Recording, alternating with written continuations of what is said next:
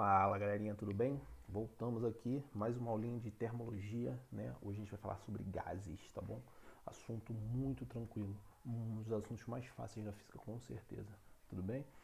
Então se liga que a gente vai começar. Bom, primeiro vocês precisam entender o que um gás tem de diferente em relação a um sólido e a um líquido. Primeiro, o sólido ele tem uma forma bem definida e um volume também.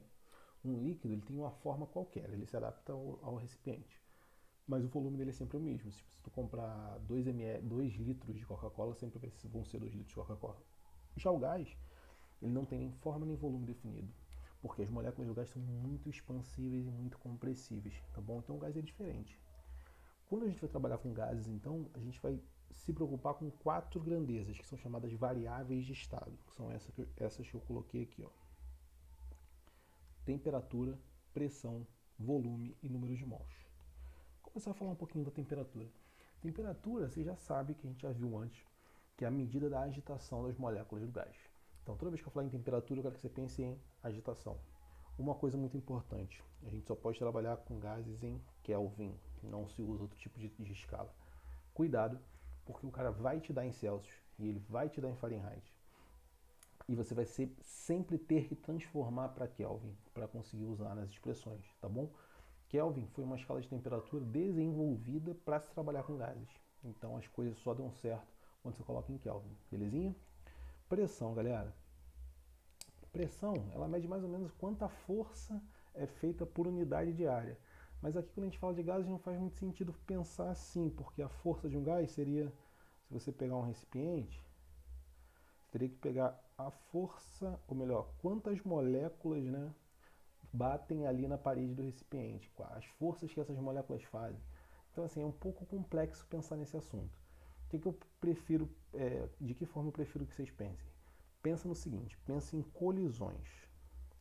Quanto maior a pressão de um gás, significa que maior é o número de colisões das moléculas desse gás com as paredes do recipiente onde ele está. Então, quando eu falar em aumento de pressão, pensa que as moléculas estão batendo muito nas paredes. Se eu falar em redução de pressão, pensa que as moléculas começaram a bater menos nas paredes. Tranquilão? E o volume, queridos? O volume é sempre o volume do lugar onde o gás está. Então, se tu pegar um gás e botar na garrafa de 2 litros, o volume dele vai ser aquela garrafa de 2 litros. Se você estiver trabalhando com gás numa sala, o volume dele vai ser o volume daquela sala. Então, o gás sempre se ocupa ao recipiente, tá bem? Número de mols, galera, é quantidade. Então, toda vez que eu tenho essa quantidade aqui de moléculas, ó, 6 vezes 10 é 23, eu chamo de 1 mol. Então, quando eu estiver falando em mol, você vai ter que pensar em quantidade. 2 mols significa o dobro da quantidade. 3 mols, o triplo daquela quantidade. E assim vai embora. Belezinha? O que a gente está falando nessas variáveis? Porque imagina que eu tenho aqui um gás qualquer, tá bom? Aqui são as molequinhas do gás. Essas molequinhas têm uma certa agitação. Ó, se você fosse olhar lá de pertinho, você veria uma agitaçãozinha aqui para essas moléculas. Elas estão se movimentando, muito agitadas, né? Porque afinal de contas isso é um gás. Então elas estão, na verdade, zigue-zagueando. Elas vão para um lado, bate, volta, toda hora isso está acontecendo. Tranquilinho? Então significa que eles têm uma certa temperatura. Belezinha? Aí eu te pergunto, galera, digamos que eu chame uma velhinha e coloque aqui embaixo. Essa velhinha dá calor para o gás, não é? Então esse calor que é dado para o gás faz com que a sua temperatura aumente. Aumentar a temperatura significa aumentar a agitação. A minha pergunta é a seguinte: o que vocês acham que vai acontecer quando eu aumentar a temperatura? O que acontece com as outras variáveis, por exemplo, com a pressão, que mede o número de colisões? Se as moléculas estão mais agitadas, elas tendem a colidir mais ou menos com as paredes do recipiente. Óbvio que mais. Então repara, um aumento na temperatura acarreta num aumento de pressão. Tranquilinho? Será que só a pressão? Vamos pensar. Se eu aumentei a temperatura, as moléculas estão colidindo mais. Vocês acham que elas vão precisar de mais espaço ou menos espaço? Ou seja, elas vão ocupar um espaço maior ou menor? Vão ocupar um espaço maior. Então, se for possível, isso aqui também acarreta num aumento de volume. Agora vamos pensar ao contrário. Ao invés de aumentar a temperatura, eu vou mexer com outra coisa, tá bom? Imagina que eu fiz um buraquinho aqui, ó. nesse recipiente. E aí eu comecei a colocar mais moléculas lá dentro. Então eu estou devagarzinho despejando molécula do gás aqui dentro, botando molequinha, botando molequinha, botando molequinha. Na verdade, galera, o que está acontecendo? Eu estou aumentando o número de mols. Queridos, qual é a relação do número de mols, por exemplo, com o volume? Se eu aumento o número de mols, eu tenho mais moléculas, eu vou precisar de um volume maior ou de um volume menor? Óbvio que de um volume maior. Se eu aumento o número de mols, naturalmente eu vou precisar, ou melhor, eu terei mais colisões. Então eu também terei uma pressão maior. Então o que eu queria que vocês entendessem é que essas grandezas elas estão todas relacionadas, tudo bem? A temperatura ela é diretamente proporcional à pressão e ela é, diretamente proporcional ao volume, desculpa galera. O número de mols também é diretamente proporcional à pressão e diretamente proporcional ao volume. Então eu consigo escrever uma relação para elas, que é essa relação aqui, ó, que é conhecida como equação de estado ou equação de Clapeyron, tudo bem? Ela vai relacionar, ó, a pressão com o volume, número de mols, uma constante, que é conhecida como constante geral dos gases, é o mesmo valor para todo gás, é essa constante aqui, ó, e a temperatura. Tranquilinho? Então, PV igual a nRT. Tem um monte de besteira para você lembrar isso. Dizem que só me vem palavrões à cabeça, então eu não falarei. Mas você pode pensar naquele amigo que se chama, ou que tem um nome que começa com T, não pode ser Tiago. Você pode falar assim, ó, põe a vara no rabo do Tiago. Tá valendo, tranquilão? Então, ó, a constante vai ser sempre esse valor. Não pode esquecer disso. Tudo bem? Sempre que as unidades forem essa, né? ATM, litro, mol e Kelvin. Tranquilão, galera? Então isso aqui você usa com o gás já parado num estado. Ninguém mexeu com ele. Agora e se eu transformar, se eu mexer com o gás, o que pode acontecer? Vamos lá para cima. Imagina que eu tenho um gás aqui, ó, num estado inicial, que ele tem uma pressão P0, um volume V0, um número de mols e uma temperatura T0. Chamei aqui aquela velhinha de novo para dar uma aquecida. Tranquilo?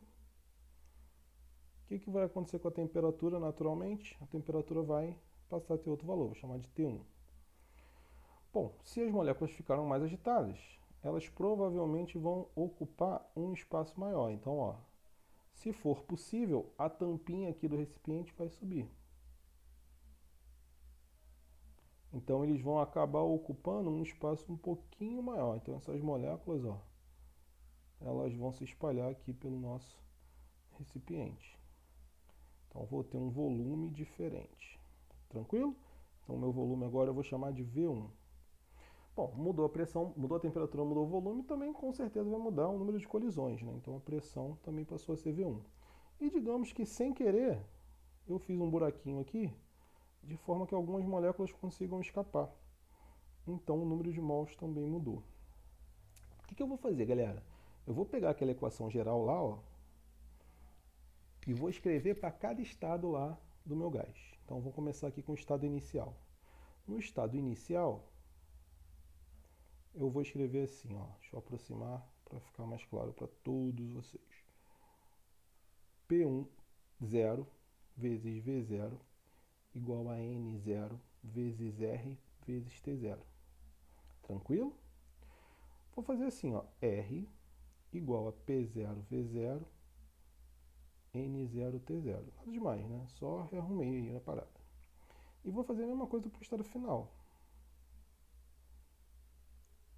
P1 V1 igual a N1 T1 RT1 R1 não, RT1. Então o R aqui agora ele é P1 V1 sobre N1 T1. O que eu quero que vocês percebam, galera? O R é o mesmo para as duas situações, porque o R é aquela constante que não muda, tem sempre esse valor. Então essas duas equações que eu escrevi aqui, elas são iguais no fundo. Então vamos igualar para ver como é que elas vão ficar? Posso falar que P0, voltar, P0 V0 N0 T0 é igual a P1 V1 N1 T1. Isso aqui é conhecido como lei geral dos gases ideais, tá bom? Vou dar aqui uma circuladinha de vermelho para vocês lembrarem. Só que, na verdade, geralmente quando a gente trabalha com isso, a gente trabalha em sistemas fechados. O que significa isso? Se o sistema está fechado, não entra ninguém e não sai ninguém. Então, esse número de mols aqui, ó, ele é o mesmo, ele é constante. Então, aí a equação fica mais bonitinha ainda, que ela fica assim, ó, P0, V0, T0 igual a P1, V1, T1, que é o que a galera gosta de chamar de PVT Povotó, beleza? Ó, PVT Povotó. Tudo bem? Quando é que eu uso o PVT Povotó? Quando eu tenho um gás mudando de uma situação para outra. Quando é que eu uso a equação do estado? Quando o gás está parado numa situação, ninguém mexeu em nada com ele. Tranquilão? Pessoal, ainda tem algumas outras transformações que às vezes aparecem, que são chamadas de transformações particulares. O nome dela já vai entregar para vocês o que elas significam, tá bom? Por exemplo, isotérmica. Iso vem de igual. Então essa é aquela transformação quando a temperatura é constante. Nesse caso, se a temperatura é constante, aqui na lei geral, ó, essa aqui na verdade, a temperatura vai sumir.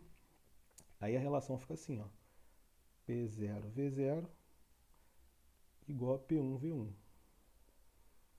Partindo de uma situação em que esses valores são conhecidos, o que acaba acontecendo é que a pressão e o volume são inversamente proporcionais, o que é óbvio. Pensa comigo, se você não agita mais as moléculas, aumentou o espaço, elas vão colidir menos. Então, um é inversamente proporcional ao outro. Às vezes é comum os caras cobrarem que vocês conheçam os gráficos. Então, um gráfico muito importante dessa isotérmica é o gráfico de pressão por volume. Como a gente já falou, um é inversamente proporcional ao outro. Então, esse gráfico ele é mais ou menos assim, ó. Ele é um ramo de hipérbole equilátero, tá bom? Agora, se eu falar que é uma transformação isométrica, que é essa segunda aqui, ó, ou isovolumétrica ou isocórica, todos os nomes têm o mesmo significado, para falar que o volume é constante. Se o volume é constante, pessoal, eu posso estabelecer uma relação igual eu tinha feito antes, ó. Só que agora eu vou cortar o volume, então fica assim, ó, P0 sobre T0 igual a P1 sobre T1. O que isso significa? Pressão e temperatura são inversamente proporcionais. Mais uma vez, uma coisa óbvia. Se eu aumento a temperatura, as moléculas ficam mais agitadas, a pressão aumenta, porque elas colidem mais. Então, se eu construísse um gráfico disso aqui, ó, esse gráfico ele ia ficar mais ou menos assim, ó, pressão, temperatura. Tem que ser diretamente proporcional, então tem que ser uma reta. Belezinha?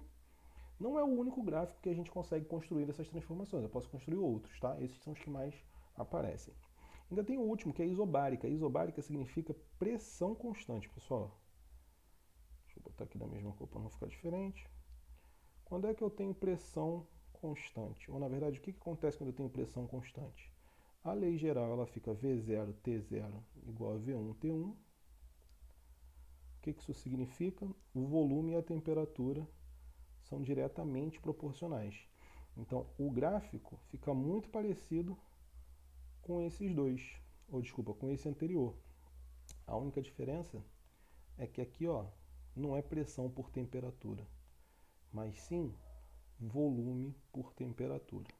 Tranquilinho? Então, pessoal, quando a gente fala de gases, essas são todas as informações importantes para vocês, tá bom? Vocês têm que saber o que é cada variável de estado, trabalhar com a equação de Clapeyron, que é a equação de estado, e trabalhar com transformações conhecendo os gráficos. Tudo bem? A gente ainda tem outras possibilidades. Por exemplo, se eu faço um gráfico, vou botar aqui um exemplo, só para vocês verem como é que pode aparecer. Digamos que tenha aparecido um gráfico lá numa questão assim, ó. Vou fazer um gráfico bem doido, tá bom, pessoal?